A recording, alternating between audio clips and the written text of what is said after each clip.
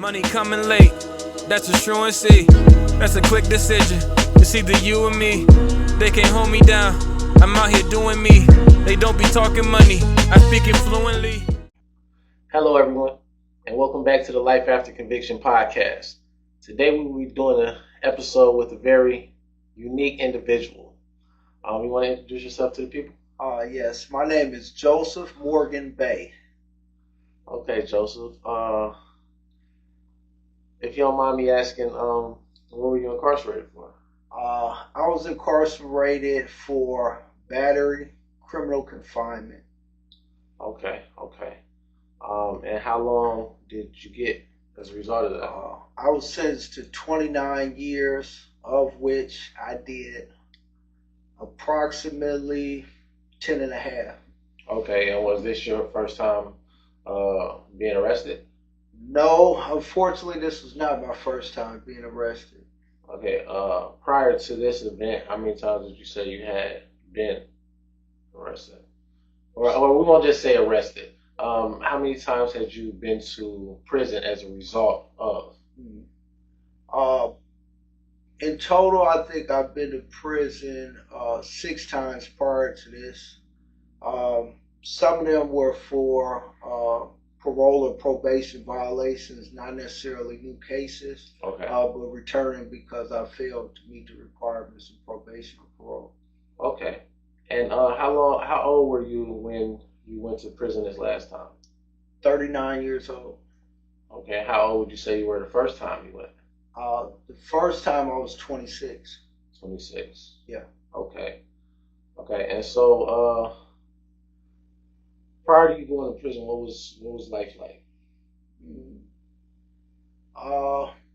For most of my life, I definitely was involved in street culture, drug culture, gang culture. My life has always been a mix. I was always doing positive stuff, but I always was straddling the fence. I always had something, some investment in the streets. I always had some investments in education and good living things that was fulfilling to me. Okay. So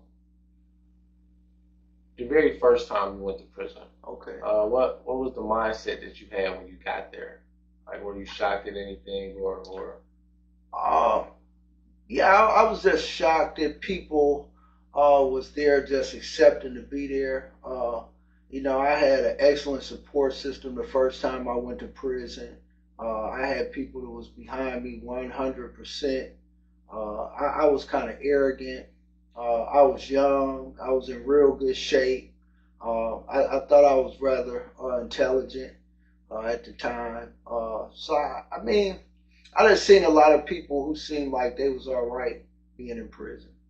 Okay, so it's interesting that you say that. So 13 years later, when you find yourself in prison, Yeah. it's like you were one of those people that somebody would look at and be like, he's all right with being here.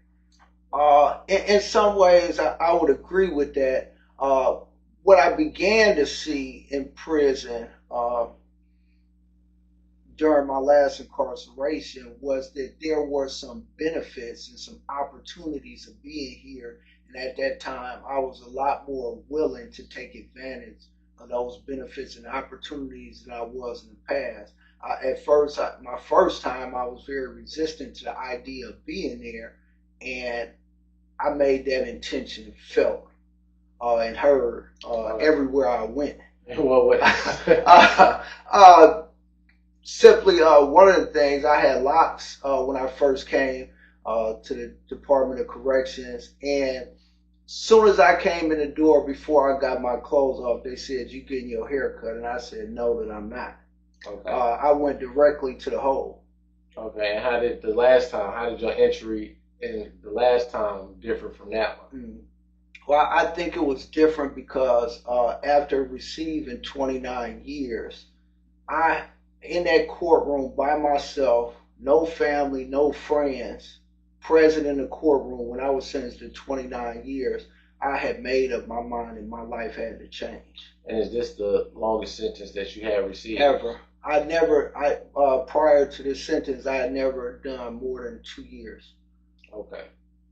Okay, and so you speak about this last time you being more willing to take advantage of the opportunities that were there. Now, were these new opportunities that had arose, or were they present the first time you were there? I wasn't really looking for them. They may have been there, and I think some of them were. I just wasn't ready to change at that point. So I wasn't necessarily looking to them. I was looking to get through the experience as best I could, as comfortably as I could, and not really change. Not really take this as an opportunity to work on me. Okay, and would you say that because those were relatively short sentences, by the standard of the last one that you got, that kind of aided in this process of let me just get through this? Most definitely. I think that those shorter sentences, they didn't prompt the change that this longer one did. It's a saying that says, men don't change because they see the light, but because they feel the heat. Okay. And with 29 years, I definitely felt the heat in a way that made me so uncomfortable that it reinvigorated the desire to change within me.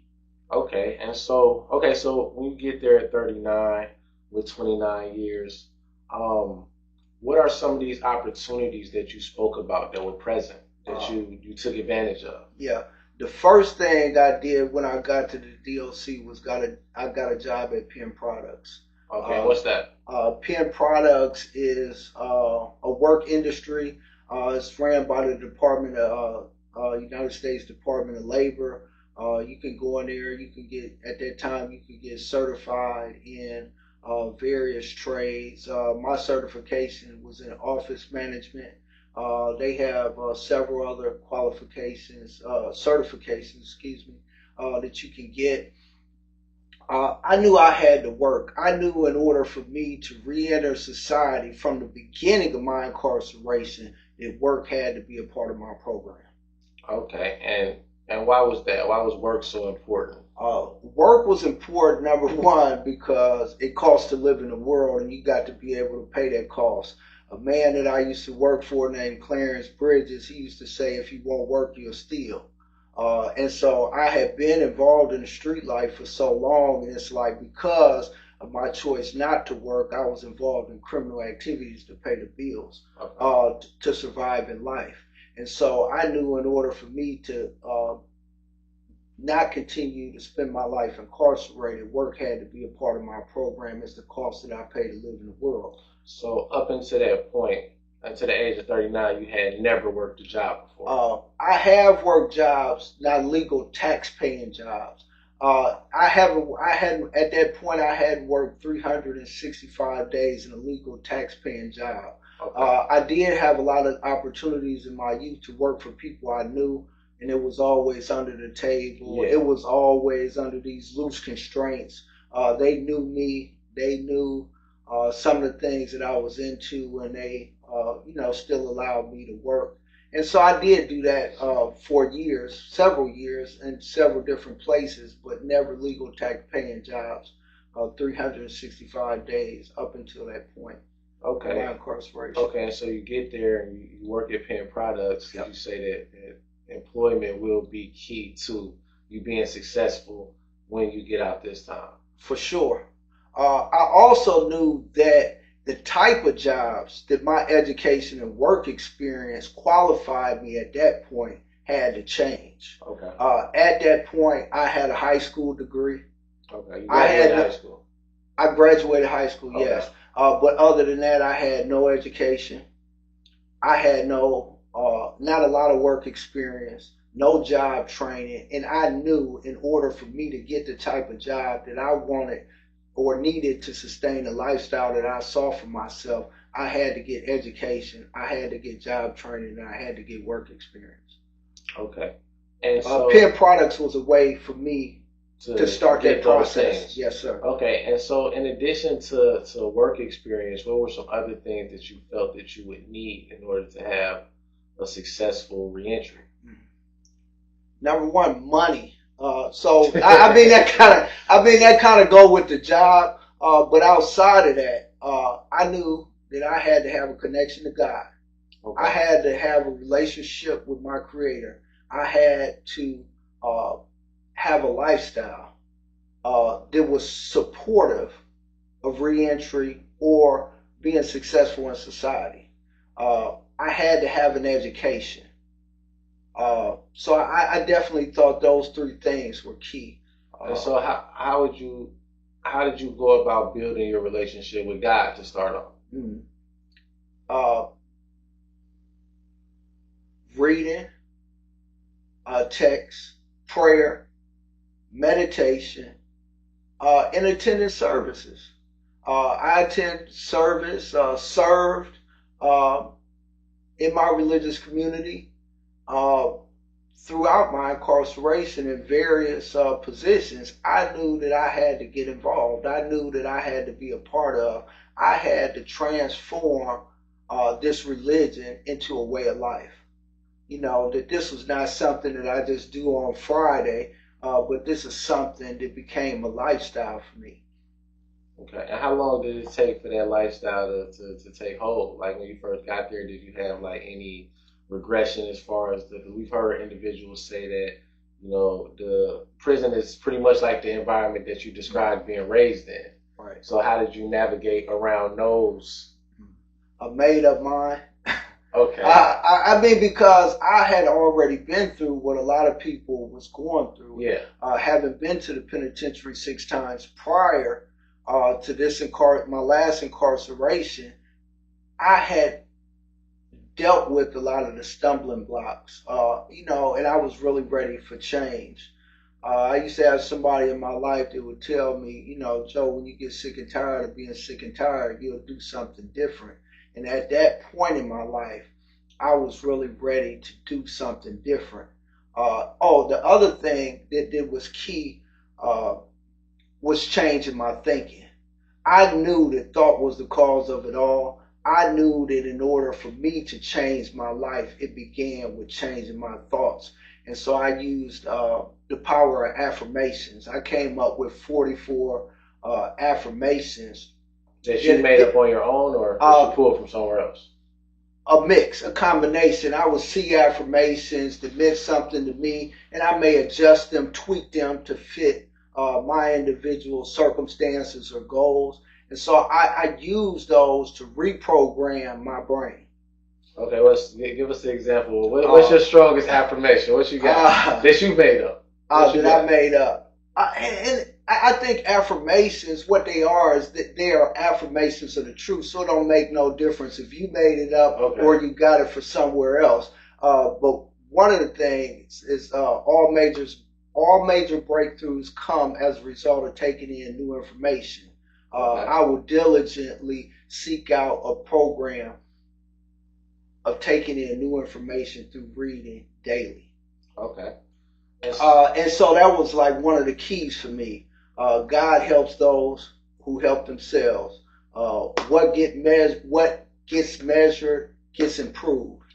So it was a whole list of 44 affirmations that I made up. Everything, and they dealing with self-confidence. They dealing with goals and aspirations. They dealing with your purpose on the planet. Okay. Okay, so in addition to working at Penn Products, what other programs were you a part of while incarcerated? I was in a Plus program. I was in relationships classes that was offered through the mental health department for a little while. I sought out counseling. What you seek out counseling for? Childhood trauma. Okay. I think it was in direct relation to my crime. Yes. In what way? In that I grew up in a home with domestic violence. So it's not strange that I will be a part of it. I think I heard it. It's actually an essay about it called. For some reason, I can't call the name of the essay, but it talks about people who have been present during domestic violence in the home, and how the batterer's paradox is what the article is called. How young people, young males especially, um, grow up in homes with domestic violence, and they know that these people are more apt to become batterers themselves, and how these people garner sympathy as young people, but the sympathy goes away when they become the batterer. I sought out the counseling because I knew that was an issue for me, and it was a place that I knew that I had the power to work on and wanted to change. Okay. And so after that happened, after you went to the council and saw these things in yourself and worked on changing those things, did you ever reach out and like try to apologize to the victim, Uh, seeing that you knew that she was a victim of something that was rooted in your childhood, right, and so you was just a manifestation of this thing? right. Um, yeah, I definitely had apologized at prior to sentencing, but not afterwards, because with domestic violence situations, there's a no contact order that the courts put in place. It would have been a violation of that no contact order for me to try to contact her after the fact. But prior to, I definitely, we was actually wrote back and forth prior to my sentencing. So we were in communication, and I definitely apologized. Okay, so counseling plus program, pen products. What else did you do Definitely college. At While I was at Miami, I had the opportunity to be a part of the Monroe College Initiative. And so, not to cut you off, but for those of you who are watching at home, Miami Correctional Facility, which he's referring to, is a maximum security prison in Bunker Hill, Indiana, on an army base. Correct. Yeah. So I transferred from there in 2017. I went to Westfield, where I began college course. I wrote uh, initial essay. I was My essay was chosen, which led to an interview, which led to acceptance into the program. There, I earned my associate's degree. I graduated with highest honors, and I also received a bachelor's in liberal arts, again with highest honors. Okay, so for those of you at home watching, the MCI program, the Monroe College Initiative, is a collaborative college and prison program sponsored by the University of Notre Dame and Holy Cross College. Um, yeah, and so how would you say that the experience of college changed your mindset and got you ready to re-enter into society? Mm. Uh, I, I think what college did for me, it did several things. First and foremost, what it did was allow me to see possibilities and potentials in myself and in the world that I didn't see. I think what college does in a lot of ways is it shows people a new set of values. What it does is create a new set of norms, uh, a new set of possibilities. Uh, and I definitely got that. I began to see what my life could be. Okay. I believe I started to dream. I started to imagine, my life looking different than it had in the years preceding. Okay. And what are some of these values that you took? I think we talk about it a lot. Citizenship. Okay. What it means to be a part of this larger whole, whether that's in your direct community, in your state, or in your country, or just a small college community like Nine Dorm. That we did a lot of activities that tried to build community, and I think that that's a part of citizenship. Okay. That we had events, we had gatherings, we had giveaways, we organized games, all with the end goal of building community, and trying to let people know that your community can be whatever you want it to be, even in prison. That we don't have to go by this stereotypical norm of what prison is. This is our dorm. We can make a difference in it for the better. And I think we did that for a lot of people. Absolutely. And so prior to that, had you ever thought about what it meant to be a citizen in your life? Now, I never really thought of myself as a part of A part of the citizenry of America. uh, of really anywhere, Okay. except for not in the way that I do today. Okay. I always felt like I lived in a subculture. I Okay. felt like I lived on the fringes, that I operated outside the bounds of normative society. Okay. So I really didn't feel a part of. I didn't feel like I owed them nothing or they had no obligation to me. And what do you think that survival. arose? What do you think that arose from? Like that mindset of not belonging to this American culture or citizenship. Like I don't feel like I'm a part of that. Yeah, I think it's a long historical context Okay. for why an individual may think that. And I definitely was influenced by that. Never really was a part. One was denied the right to vote, the right of citizenship. Was always pushed to the fringes, was not allowed to be a part of normative society in meaningful ways that I think are more available today. But there were always those ones who had the aspiration to be a part of and work to pave the way to make us a part of. And a lot of those were African Americans in the Civil War. They fought and they ended up getting the right to vote and the right for citizenship. And because they fought and sacrificed, that's how we got here. And this idea of citizenship became alive in the hearts and minds of African Americans. Okay. A lot of them. Okay, and you're saying that it's still these sub pockets of people, however. Right. That don't feel a part of. And I think even as felons, sometimes we cannot feel a part of, and we don't feel, the idea of being a citizen. We are outcasted in some way. And what college did was it increased the buy-in to the system. In my religious belief, I was taught that change comes from within. And the same thing applies in the United States, or when you talk about government, you have to buy in. If you want to make change, you're more likely to do that from the inside than you are from the outside. Okay. By being a part of. And so that's one of the things that I learned at 50.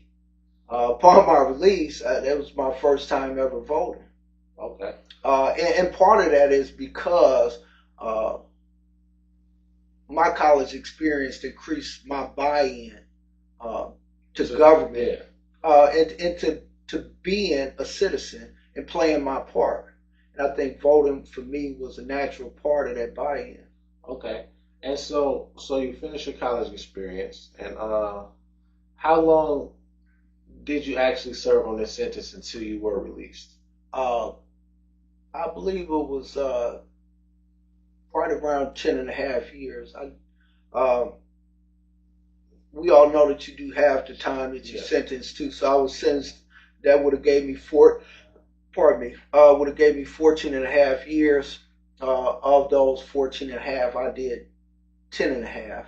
I got the maximum amount of time cuts allotted by Indiana state law. Okay. Through programming. Okay. And so for those of y'all at home watching, Indiana state law allows for a person. Old law. This is the old law.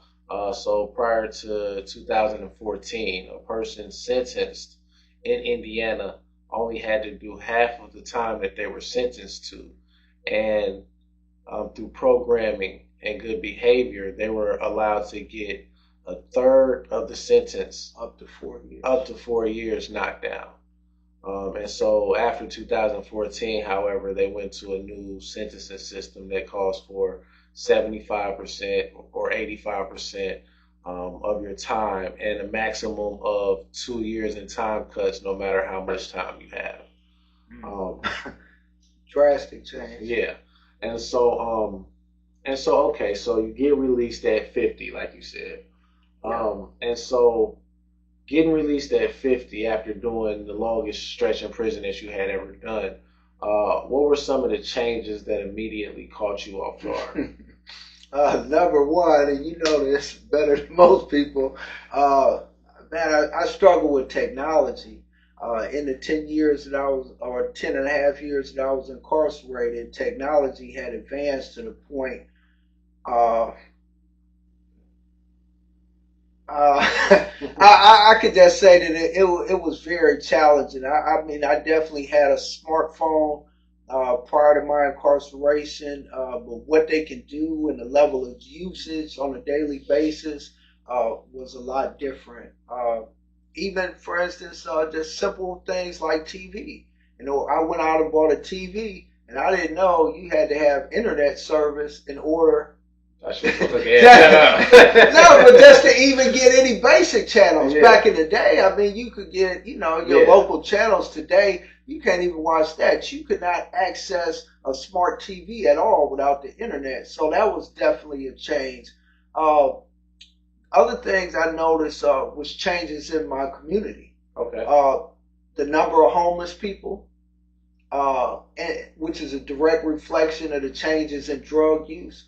When I left the streets, predominantly heroin was just coming in, and you seen people using that or selling that, and crack cocaine was like the biggest thing. But when I got out, you know, meth and fentanyl had become the number one drugs, and I think that's in direct relation to the homeless population in my city, which is Fort Wayne. So I seen those things. I seen just building and development of my neighborhood. I seen some levels of gentrification in my neighborhood that didn't exist before. I seen just a lot of change, cultural changes within the people. What do you mean by that? Just trends in music.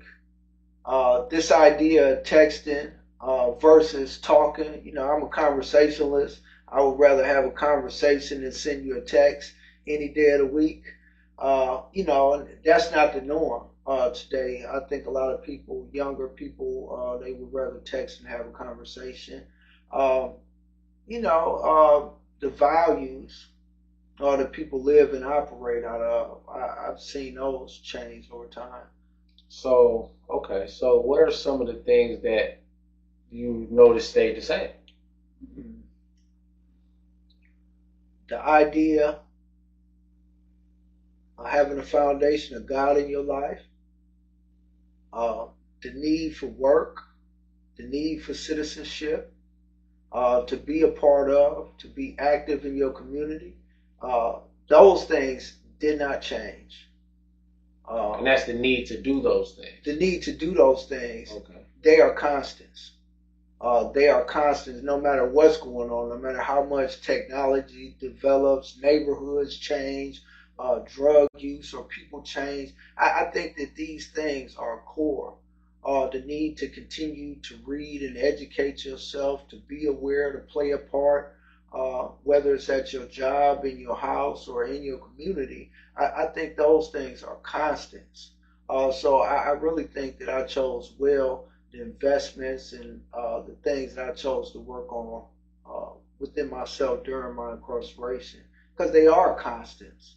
And I think even those things, when you got a solid foundation there, they will guide you through all of these other changes that I noticed upon my release.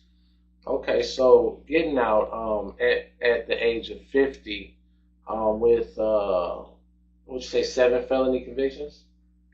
Uh, Roundabout. Around about 7 felony convictions.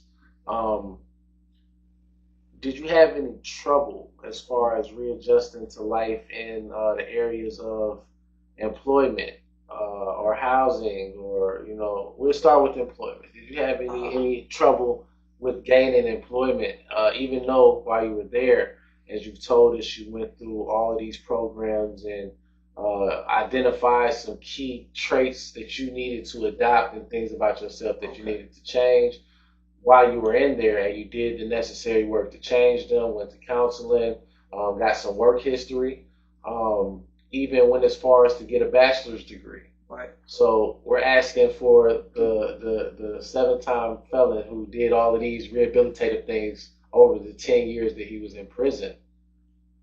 Did you have trouble when you got out? And we'll start with an area of employment. Okay.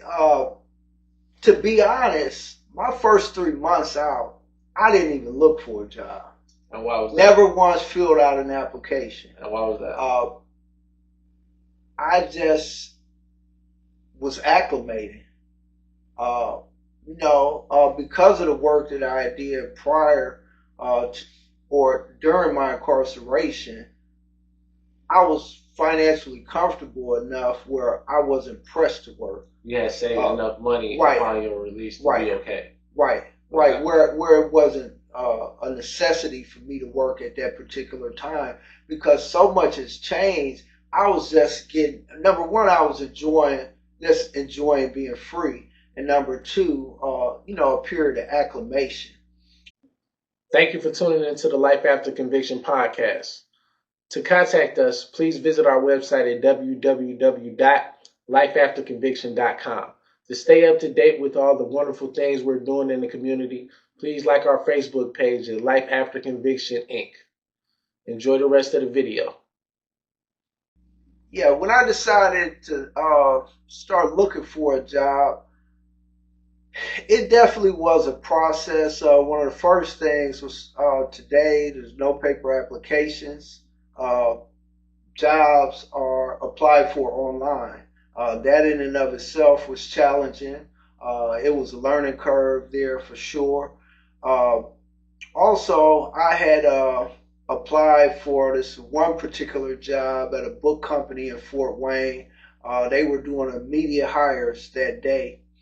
And what were you asked to do? Like what was the duties of that position? It's a warehouse job. Okay. You would be going around order picking, filling orders, boxing orders, working in shipping, various jobs.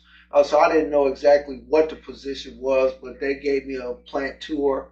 And they were hiring people immediately. They needed people to start that day or the next day. I was dressed to the nines. I had all my paperwork in order. I had 2 college degrees. I thought that I would be a shoe-in for this job. Nothing that they asked that I couldn't do and do better than the average bear. But I was denied that job because I had what they considered a violent felony, although Indiana state law doesn't require my crimes a violent felony. Battery, right? Yeah, and criminal confinement. And criminal confinement. Yeah, okay. As a Class B. Okay. It's not a violent crime. Yeah, so like you don't have to register as a violent criminal with the registry board. No, sir. Okay. But in that interview, I definitely chose the path of being open and honest about my criminal history. When asked, they talked about, did anybody have any felonies? And the interviewer gave me the opportunity to talk with them afterwards if I had any questions or concerns. So I laid everything out on the table and told them, this is what happened. This is what I've done since then, thinking that my accomplishments since my crime would, sway her to give me an opportunity to do a job that I'm probably overqualified to do.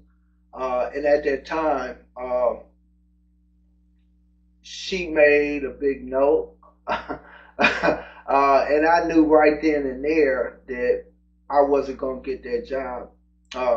They went and talked to their legal team, and they said that they could not hire me because they personally considered my crime a violent crime.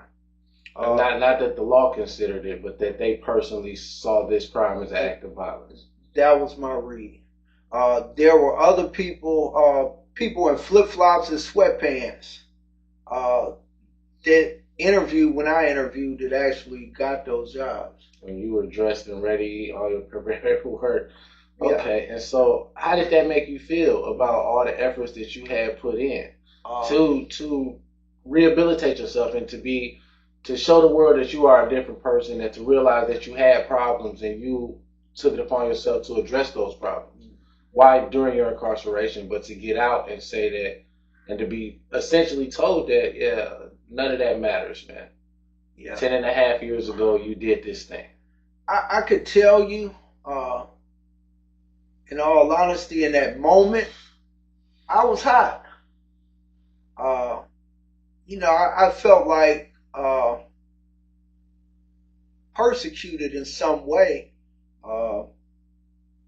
I would like to think that I served my time, that I should get out and I should have the same opportunities as other people, but I wasn't afforded that same opportunity because of my felony conviction.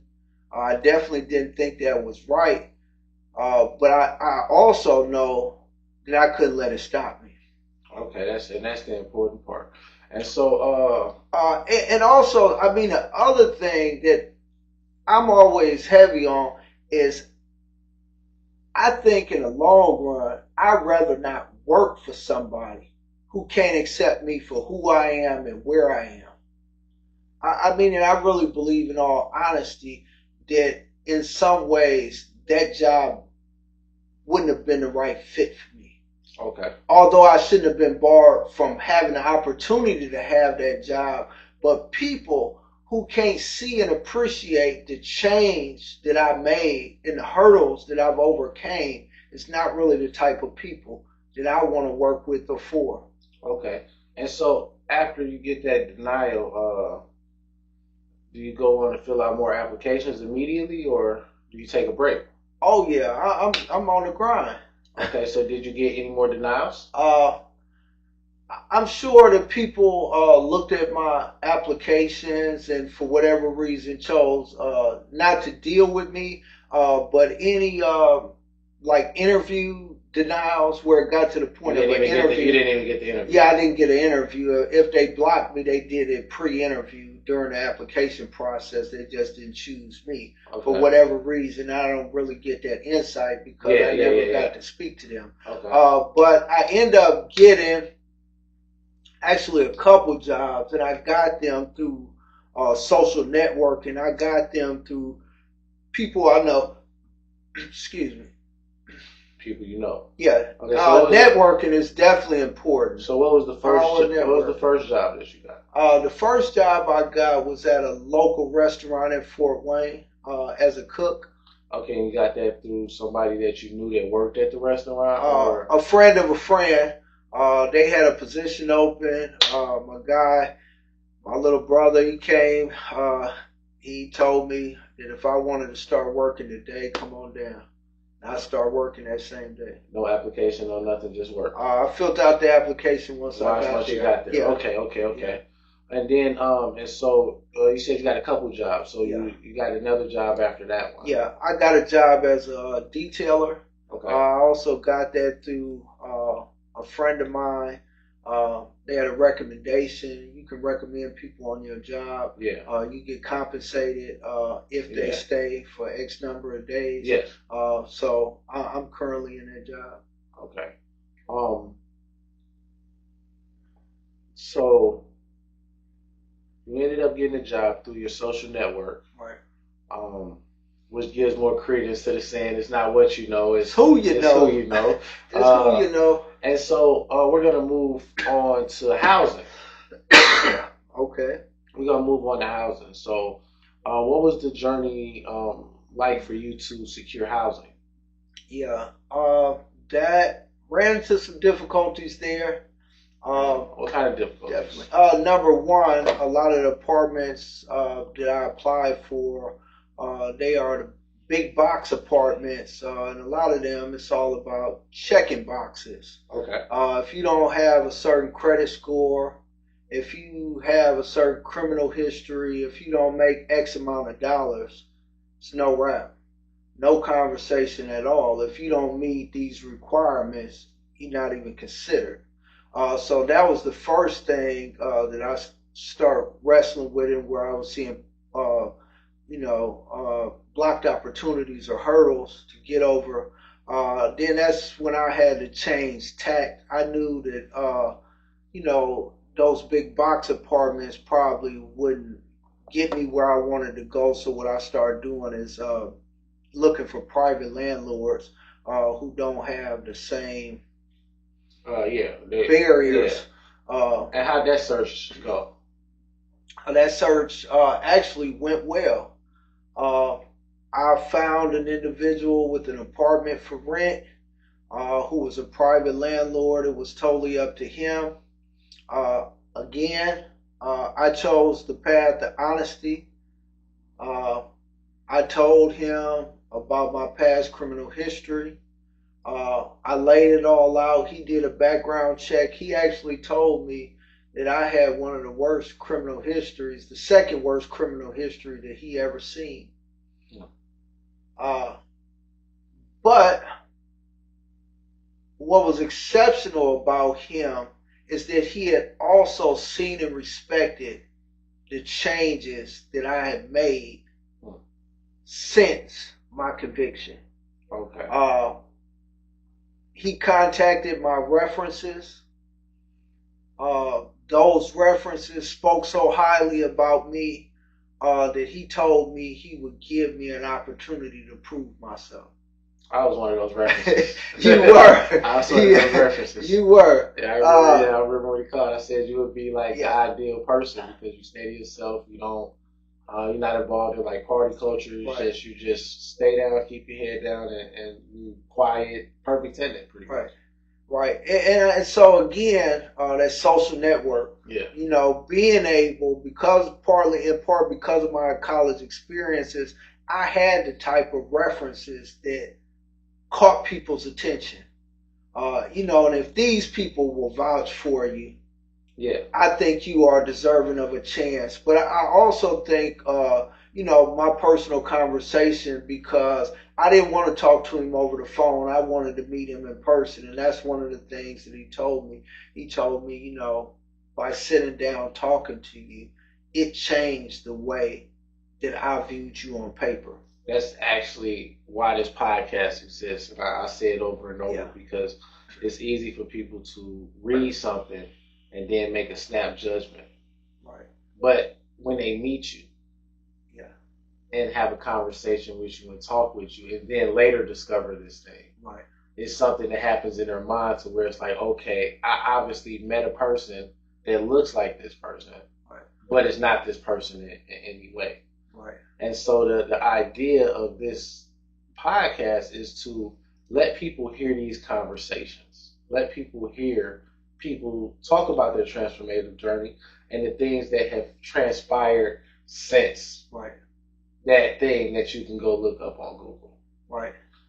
I think what these stories do, in the same way that my conversation with my current landlord did, is it humanized me in a way that's viewing my life in black and white doesn't. That we have all had struggles, that we have all had challenges, and everybody has to respect the person who addresses their issues and overcomes their challenges and remains consistent in doing so. And I think that's the thing. That person to me is always deserving of a chance. And that's what I would like to see for individuals in reentry. As a society, we have to, number one, we have to embrace them. We have to start focusing on our likenesses rather than our differences. And we have to be willing to forgive them and give them a chance. We can't expect people in reentry to be productive members of a society that don't accept them. So it's a common thread that I see weaving through all the things that you talk about. And that common thread is somebody else who knew your character now and was willing to give you a chance. Like when you talk about the jobs, they both came through people who knew you, and the people that they knew trusted their judgment of you. Right. It's just like the slave narratives. A lot of people, they had to get co-signers. Yeah. They had to get somebody to co-sign. Absolutely. Or they would, they would have to say that they authored the book. Yeah, and see that's one of the so when I was one of the things I find interesting. So, and a part of my journey after I got my paralegal certification, I thought about actually becoming a lawyer. Mm-hmm. And so there's only like 3 states to where a felon just can't be a lawyer flat out Right. because of the felony. Right. But every other one has this moral competency clause. That Somebody got a vouch for you. That says that, you know, you can go to law school, but in order to take the bar, you have to have a moral competency hearing. Mm-hmm. And so I was asking one of my professors, like, what was that? And he basically told me it's a time and place where people who haven't put their moral character in question pretty much shows up and say, hey, I know what this guy did, but as it stands, this is a good guy deserving of a chance. Yeah. And I think that coming out of incarceration, that's probably one of the biggest things that hold people back that went through that transformation is that they don't have a group of people to vouch for them. Yeah, and as college graduates, we have those people that have witnessed our character over an expanded period of time. Right, and are willing to step out there and vouch for us. And I think the average person getting out of prison or jail today, like you said, they don't have that. And I think that's problematic. But also what it says is that the reason we need anybody to vouch for us is because you don't believe me. Yeah. What I believe is that anybody can be redeemed. Absolutely. Anybody can be redeemed. Now, I'm definitely looking for evidence of redemption. Yeah. But I liken it to this. Like I always ask people this one question. So they talk about like the it's like I look at it as like 2 sides of the street. Okay. So on one side you have law-abiding citizens, and on the other side you have felons. Okay. And now this is a one-way street. You know, the law-abiding citizen can cross the street and become a felon, but it's like the felon can never actually get back across the street to be a law-abiding citizen in the minds of most. Right. And I think we have to work to change that mindset because we know logically that don't make sense. If I could walk across the street one way, I could just as easily walk back. Whatever it is, whichever side of the street that you choose to occupy, it's a choice. Yeah. But that choice is available to us all. Yeah, but it's like when you have pretty much guards saying like, yeah, no, once you over there, you can't get back over here because we're in a world of perception, gatekeepers, and we're in a world of perception. Yeah. Like you said, the employment made a decision simply because they could. They said that, hey, the law says that this isn't violent, but you know what? We say it is. Right. And because nobody can tell us that we're wrong in saying that, we can do what we want to do to you. Right. Just like the landlord saying, hey, I'm a private landlord. You know what? I met you, and then I read about you. Right. And after meeting you, I wasn't that swayed by what I read about you. Right. Even though it was the second worst thing that I had ever saw. Right. And he took it upon himself to give you that chance. And so I always tell people like, okay, so what if I always tell people, think about your life at 20.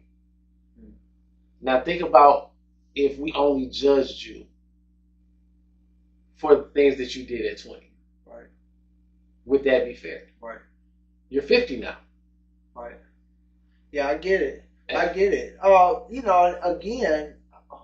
when we know better, we do better. And what I think a lot of us have done with prison is we fed ourselves with information that allowed us to know better. And therefore, today we're doing better.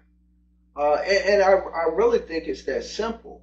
Me and you both know that everybody in there don't come out knowing better. And those are the people I believe who in a sense, make it bad for everyone in a large way, because it's like, we live in a world of one-offs. Right. And as long as a person can point to an example of one time, right, that sets the standard pretty much for them in their mind. right, I can say that, okay, yeah, 99 people got out and were successful. right. But that one that got out and did that one thing, and now I'm looking at this whole group in that way. Or instead of taking every individual on their own merits. It can go the other way. That this guy is a one-off because he is successful. Because he is successful. That he's the exception. Yeah. And the rest of y'all really can't do what he did. Yeah. He's just a one-off.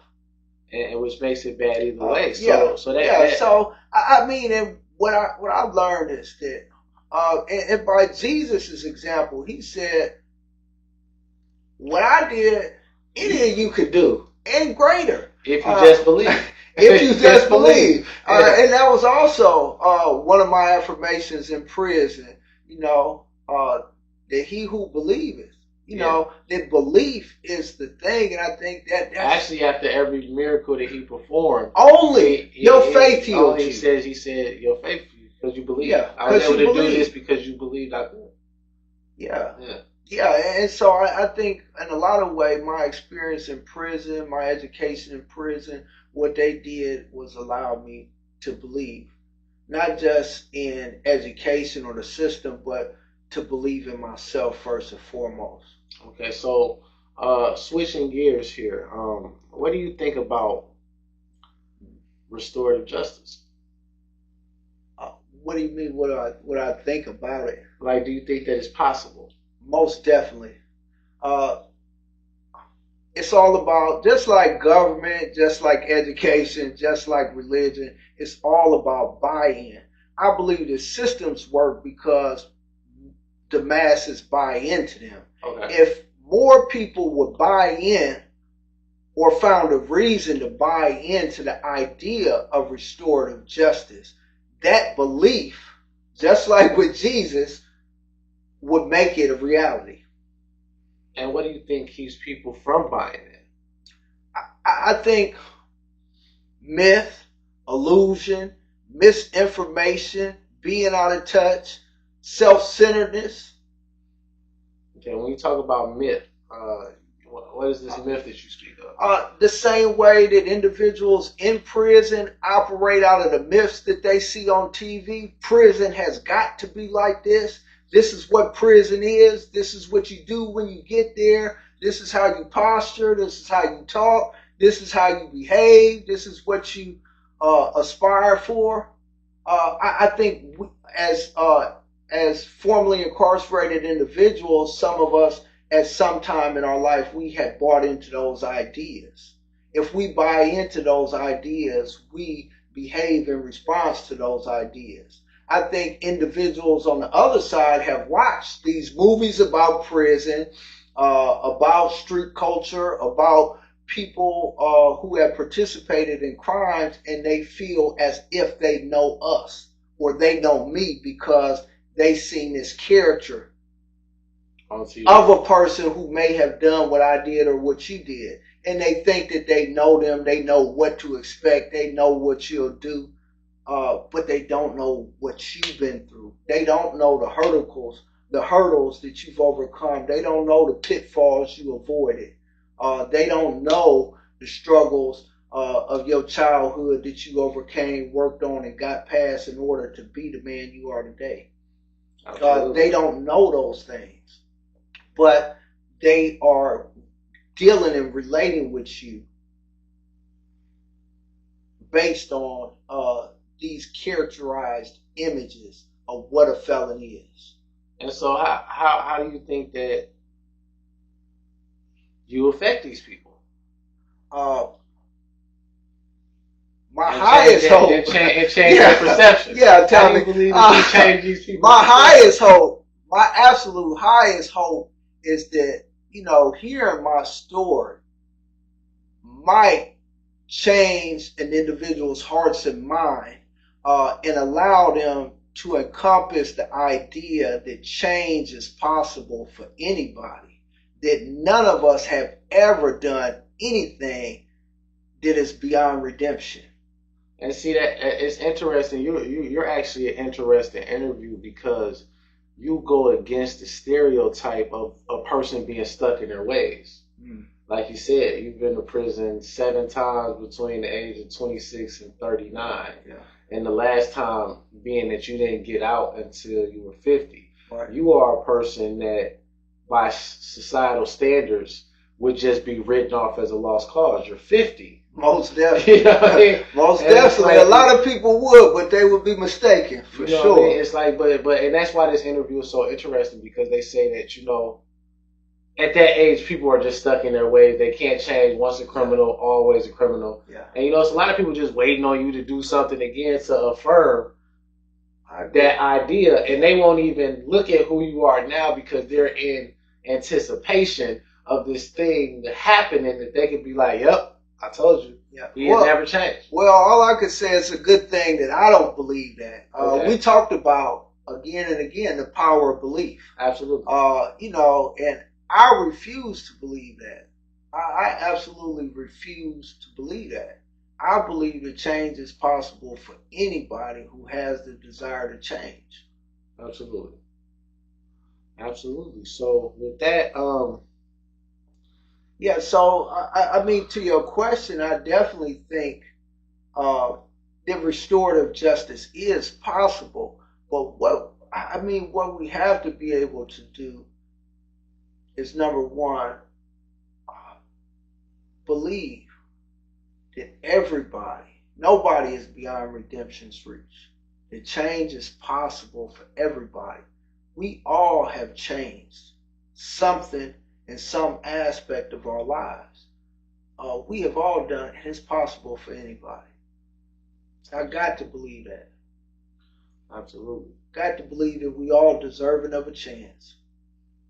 So in closing, what advice would you give? What are 5 keys of advice that you would give a person getting ready to get out of prison? That's a good question.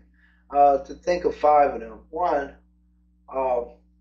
if you have any way to save money, to earn money, you definitely want to have that.